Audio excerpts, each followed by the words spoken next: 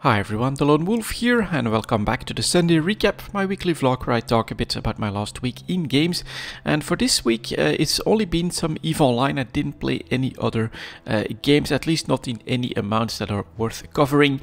I never really got going on anything else. So for the first part of the week, I was still focused mostly on transporting some stuff towards the Amar Trade Hub. As I've said in the last couple of weeks, I still have lots of bulky items left, especially in one station in Hakshma, which is like 8 jumps from Amar, so it's pretty slow going to try and move everything safely. I don't really want to use a freighter because I have seen some freighters get bumped and things like that on Stargate, so it's kind of annoying, but we're slowly making progress, and well, it's something to do. It's more preparation for who knows what our next goals will be.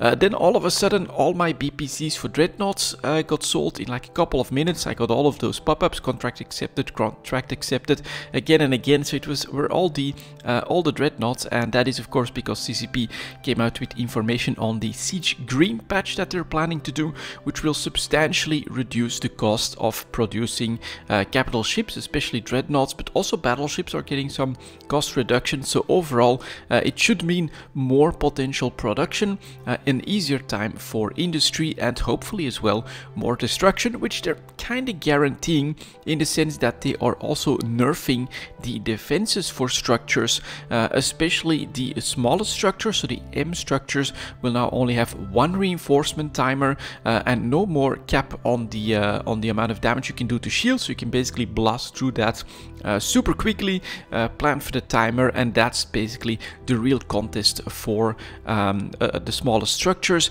Next structures then got massively boosted in price, like double the price I think, because they have probably gotten better defenses, better reinforcement options and things like that compared to the smaller structures. And so while this will probably mean a lot more destruction and lots of players, and especially large groups that are probably planning to clean out some wormholes and things like that, I do think that this is again a big hit for solo players that want to get into the structure playstyle, because you're becoming a target and now you only have one reinforcement timer, so it's even harder to make things annoying basically for the enemy, as they'll be able to just blow through the shields at max DPS, and then all they have to do is get one timer right, armor and structure in one go, and you are done. So it's gonna be interesting to see how that evolves. I'm personally kind of hoping that at FanFest CCP will then start to give us some plans for maybe smaller structures, even smaller structures that are not permanent, that will eventually deplete or be lost due to some mechanic, and that's something that solo players can basically go for. But we will of course see how all of that evolves. Second part of the week I then went for a little bit of exploration. I am also trying the new Photon UI that CCP is putting up for testing on the Tranquility server, and well, you lose everything. So had to go back to ZS overview to get my overview right. Had to go back into my shortcuts because cycling through targets was gone. My shortcuts for the high slots were gone. Everything was basically gone, including my market folders. So EVE Talk took a little bit of extra time to get going, but it's functional, it's working. I think it's definitely a little bit more clean, futuristic, sci-fi-ish. So overall, so far, I'm liking it, and we will of course see how that evolves.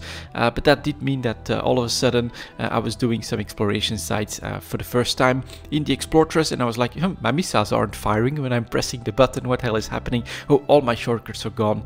So I had to remake those. And yeah, for the BPCs, of course, it's going pretty well since CCP is making smaller ships easier to make. That means more blueprints are wanted. So as I've said, the Dreadnoughts just got sold, and it was already a pretty good time for the freighters and the Orca blueprints that were selling at pretty nice margins as well.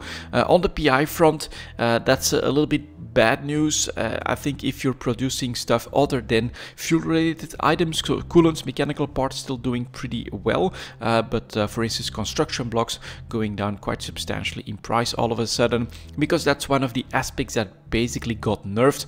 The amount of easy to produce, so low level PI that's needed for all of those larger ships is getting nerfed quite drastically, and the first reaction from the market does seem to be lower prices at this point. But we will keep an eye on all of that, of course. For now, I'm definitely having fun in EVE Online, not playing super hard or a lot, but still in that preparation mode, hoping for some cool stuff to come out on FanFest. And at this point now we know the Siege Green, their plans for the Siege Green patch, which might just be around FanFest. I'm not really sure when they're planning to deploy that one, but we don't really know anything after that, which is really what I'm hoping for, that we can get some information in the upcoming weeks. Normally CCP plans to give us the dev blocks a little bit before FanFest so that everything can be out in the open, that they don't have to answer. We can't talk about that just yet during the live stream and things like that. So yeah, looking forward to what CCP has planned next for EVE Online,